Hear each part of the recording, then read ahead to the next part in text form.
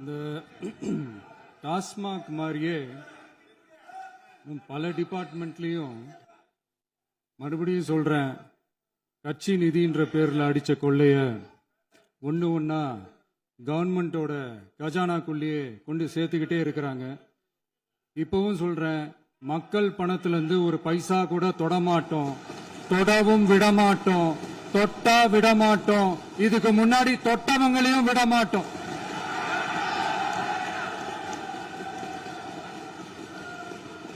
ஒவ்வொரு ஊழலா வெளியில வரும் போலே,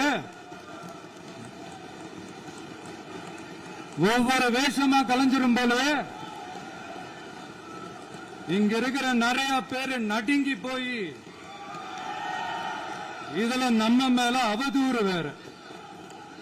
இப்ப புதுசா ஒரு வெப்பன் ஒண்ணு கொண்டு வந்திருக்காங்க. அது என்ன தெரியுமா? அவங்க தயவால தான் நம்ம ஆட்சி நடக்குதான். மக்கள் தயவால இந்த ஆட்சி நடந்துகிட்டு இருக்கு. மனசாட்சி உள்ள சக்திகளோட ஆதரவால இந்த ஆட்சி நடந்துகிட்டு இருக்கு. நாங்க தான் அனுப்பி வச்சோம், நாங்க தான் அனுப்பி வச்சோம் அப்படின்றாங்களே. அனுப்பி வச்சவங்களுக்கு மினிஸ்ட்ரியில இடம் கொடுத்தா ஏன் கதறீங்க? ஏன் இவ்வளவு கோவம்? ஏன் இவ்வளவு கதறல்ஸ்? இதுல இன்னொரு முக்கியமான விஷயம், மார்க்சிஸ்ட் கம்யூனிஸ்ட் கட்சி நமக்கு ஆதரவு கொடுத்தது சுயேட்சையா எடுத்த முடிவுன்னு சொல்றாங்க. அதே மாதிரி இந்திய கம்யூனிஸ்ட் கட்சி நமக்கு ஆதரவு கொடுத்தது சுயேட்சையா எடுத்த முடிவுன்னு சொல்றாங்க. இதுல எங்க இருந்து நாங்க தான் அனுப்பி வச்சோம், நாங்க தான் அனுப்பி வச்சோம்னா புரியலையே. மக்களுக்கு நல்லா புரியும், எல்லாத்தையும் தெளிவா பார்த்துக்கிட்டு இருக்கிறாங்க.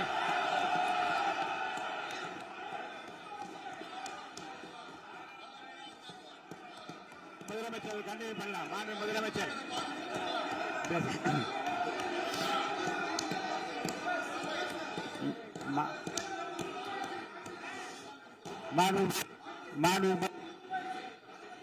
முதலமைச்சர் கண்டினியூ பண்ணலாம். நீ கண்டினியூ பண்ணலாம்.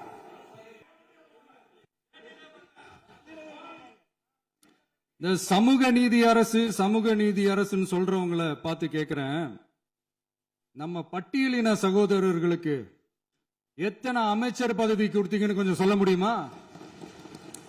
ஆனா நம்மளுடைய அரசுல 8 அமைச்சர் பதவிகள் யாருக்கு? நம்ம பட்டியலின சகோதரர்களுக்கு. எல்லாம் நம்ம அண்ணன், நம்ம தம்பி, நம்ம தங்கச்சிங்க. அண்ணல் அம்பேத்கர் அவர்களுடைய கிட்டத்தட்ட 100 ஆண்டு கால கனவு இப்ப நிறைவேறி இருக்கு. நான் ஏன் கொஞ்சம் சவுண்டா பேசுறேன் அப்படின்னா அவங்களுக்கு கேட்கணுன்றதுக்காக, தப்பா எடுத்துக்காது.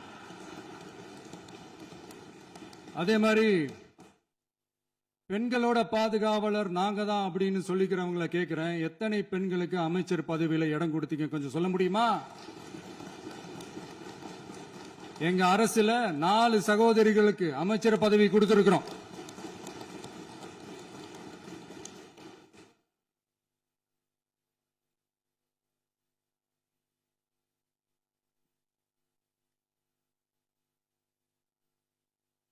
அதனால மக்களால் நிராகரிக்கப்பட்டு மக்களால் அகற்றப்பட்டவங்களுக்கு ஒன்னே ஒன்னு சொல்லிக்கிறோம், தப்பே செய்ய மாட்டோம், ஊழலே செய்ய மாட்டோம், நேர்மையா தான் இருப்போம், நியாயமா தான் இருப்போம் அப்படின்னு சொல்றவங்களால மட்டும்தான் கூட்டணி ஆட்சி அமைக்க முன்வரும். ஆட்சியிலையும் பங்கு, அதிகாரத்திலையும் பங்கு கொடுக்க முன்வரும். ஊழல்லையே ஊறி போனவங்களால இந்த கூட்டணி ஆட்சியோ, ஆட்சியிலையும் பங்கோ, அதிகாரத்திலையும் பங்கு கொடுக்க முன்வராது. மெஜாரிட்டி இருந்தாலும் தரமாட்டாங்க, மெஜாரிட்டி இல்லைனாலும் தரமாட்டாங்க. கேட்டா ரெடிமேடா ஒரு பதில் ஒண்ணு வச்சிருப்பாங்க, கூட்டணி ஆட்சியை மக்கள் விரும்ப மாட்டாங்கன்னு. அதே மக்கள் தான் இப்ப அவங்கள பார்த்து சிரிக்கிறாங்க. நான் பதவி ஏத்த அன்னைக்கு கொஞ்சம் டைம் அவகாசம் கேட்டேன். எதுக்கு கேட்டேன்? நிதி நிலைமைலாம் கொஞ்சம் மோசமா இருக்குது, அதெல்லாம் கொஞ்சம் சரி செஞ்சுக்கிட்டு படிப்படியா கொஞ்சம் கொஞ்சமா நான் கொடுத்த வாக்குறுதிகள்லாம் செயல்படுத்துவேன், அதுக்காக கொஞ்சம் டைம் அவகாசம் கேட்டேன். நான் ஏதோ வேற எதுக்காகவோ வேற யாருக்காகவோ ஏதோ அவகாசம் கேட்ட மாதிரி. அடுத்து இங்க சபையில இல்லாதவங்களை பத்தி பேச வேண்டாம்னு நினைக்கிறேன்.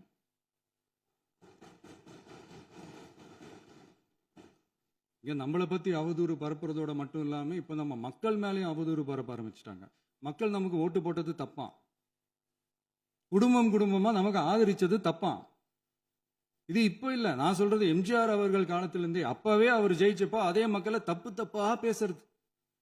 மக்கள் என்ன பண்ணிட்டாங்க, எம்ஜிஆர் என்ன பண்ணிட்டாரு, எம்ஜிஆர் என்ன இது பண்ணிட்டாரு. 50 வருஷமா ஒரே டெக்னிக்கா.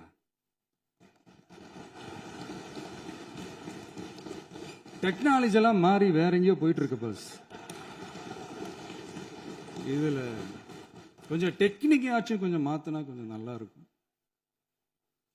அதனால மக்களுக்கு யூஸ்ஃபுல்லா இருக்கிற மாதிரி இந்த ஆக்கப்பூர்வமான கருத்துக்களோ ஆக்கப்பூர்வமான யோசனைகளோ இருந்தா சொல்லுங்க, அதை நாங்க டெஃபரெண்டா எடுத்துக்கிறோம். ஆனா அதை விட்டுட்டு இந்த நக்கல் நையாண்டி சம்பந்தம் இல்லாத பேச்சு இதெல்லாம் பேசிட்டு அப்புறம் முதல்வர் பதில் சொல்லல, முதல்வருக்கு பதில் சொல்ல தெரியல அப்படின்னா அப்புறம் என்ன சோஃபா மாடல் ஆட்சியா?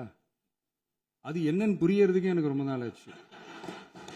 இந்த sofa set, table chair, teapoy, furniture பிசினஸ்லாம் வேற எங்க வெளியில போய் பண்ண சொல்லுங்க. அப்படி அந்த பிசினஸ் தான் பண்ணணும்னா நிறைய பிசினஸ் பண்ற மாதிரி வெளியில போய் பண்ண சொல்லுங்க, இங்க சட்டசபைக்குள்ள வேணாம். அதனால ஆக்கப்பூர்வமான கருத்துக்கள் இருந்தா சொல்லுங்க, டெஃபினட்டா அது சரியா இருந்தா நாங்க ஏத்துக்கிறோம். எனக்கு ஒரு குட்டி கதை ஒண்ணு ஞாபகம் வருது, சொல்லாமா? ஒரு ஊர்ல ஒரு பெரியவர் வெயில் ரொம்ப ஜாஸ்தியா இருக்குன்னு சொல்லிட்டு கண்ணுக்கு மேல கை வச்சுக்கிட்டு இப்படி சுத்தி முத்தி தேடிக்கிட்டு இருந்தாராம். அப்ப கூட இருந்த ஒரு சின்ன பையன் என்ன தேடுறீங்க அப்படின்னு கேட்டானா. அதுக்கு அந்த பெரியவர் சொன்னாரா, அது ஒண்ணு இல்ல தம்பி,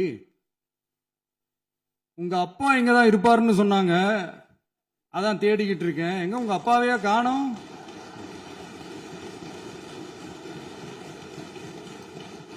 இல்ல அந்த எங்களுக்கும் நக்கலா நையாண்டியா சம்பந்தம் இல்லாத குட்டி கதை இதெல்லாம் எங்களுக்கும் பேச தெரியும்.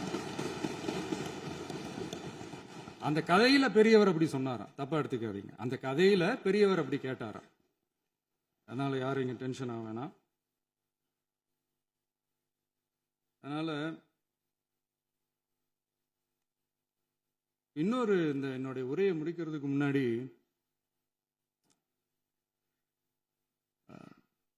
போயிட்டாங்க, பேசலாமா? நிறைய உங்க கருத்துக்களை நீங்க முழுமையாக மன நிறைவோடு பேசலாம். டிவியில் பார்க்கலாம். சரி, அதான் 5 நிமிஷம் பேசுனதுக்கே கொளத்தூரி இந்த ஆட்டம் அடிச்சு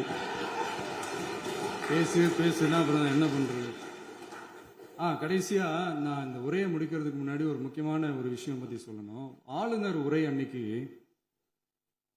இந்த தமிழ் தாய் வாழ்த்துக்கு அப்புறம் தேசிய கீதம் பாடினது தப்பு, தேசிய கீதம் 2 முறை பாடினது தப்பு,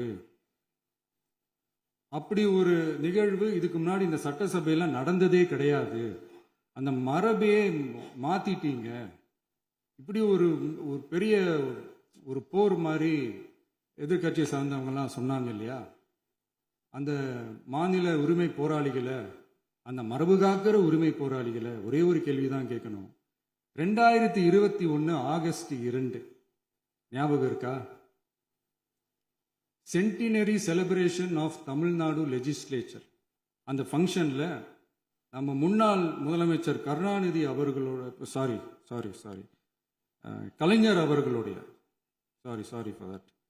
கலைஞர் அவர்களுடைய புகைப்படத்தை மாண்புமிகு குடியரசுத் தலைவர் திறந்து வைக்கிற ஒரு ஃபங்க்ஷன்.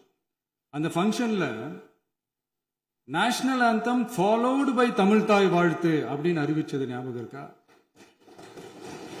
அதாவது தேசிய கீதத்துக்கு அப்புறமா 2வது முறையா, நோட் திஸ் பாயிண்ட் மாண்புமிகு பேரவைத் தலைவர் அவர்களே, பிளீஸ் நோட் திஸ் பாயிண்ட்.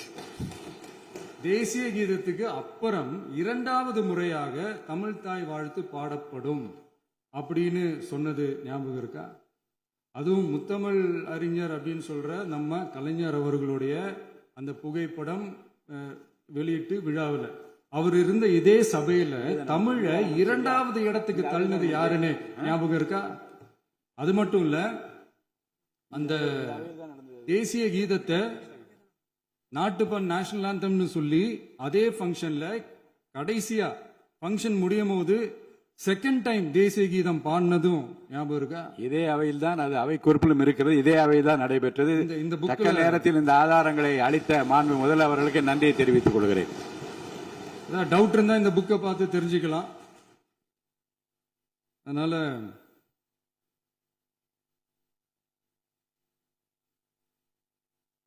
இதெல்லாம் கேட்டா என்ன சொல்லுவாங்கன்னா, அது ஜனாதிபதி கலந்துகிட்ட ஃபங்க்ஷன், அதெல்லாம் அப்படிதான், அதெல்லாம் கண்டுக்க கூடாது அப்படின்னு சொல்லுவாங்க.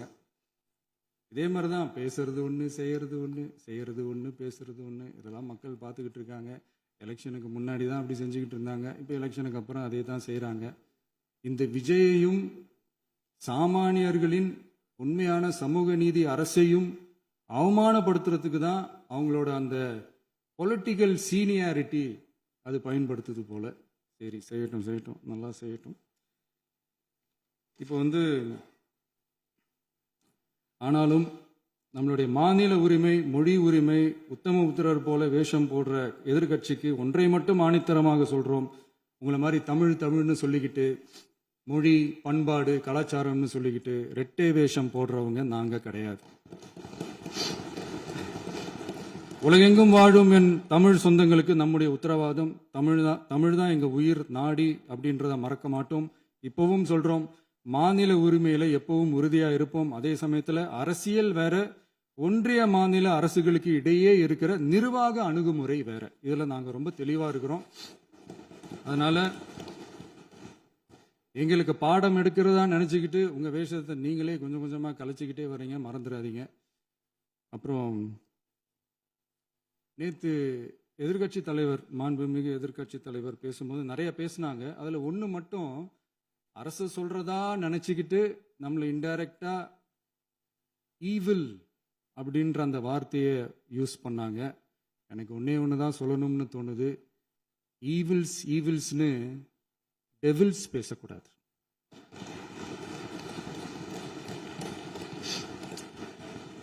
அவங்க இருந்திருந்தா ஒரு ஆக்ஷன் பண்ணணும்னு எனக்கு தோணுச்சு.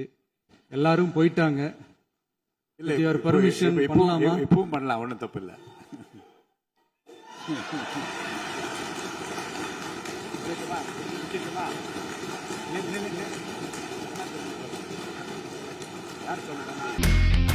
இனி செல்லும் இடமெல்லாம் செய்தி. தந்தை டிவியின் வாட்ஸ்அப் சேனலை ஃபாலோ பண்ணினா செல்ல இருக்கும் இடமெல்லாம் செய்தி. இதோ QR கோட், இப்பவே ஸ்கேன் பண்ணுங்க, ஃபாலோ பண்ணுங்க.